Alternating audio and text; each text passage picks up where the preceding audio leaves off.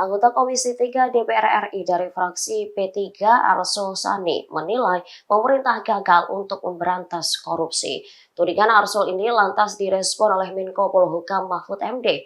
Mahfud mengatakan jika banyak orang dipenjara terkait kasus korupsi berasal dari DPR, menteri hingga hakim agung. Sebelumnya Mahfud menyebut korupsi di Indonesia semakin parah hingga menyinggung transaksi di bawah menjadi di DPR, Mahkamah Agung, bahkan pemerintahan.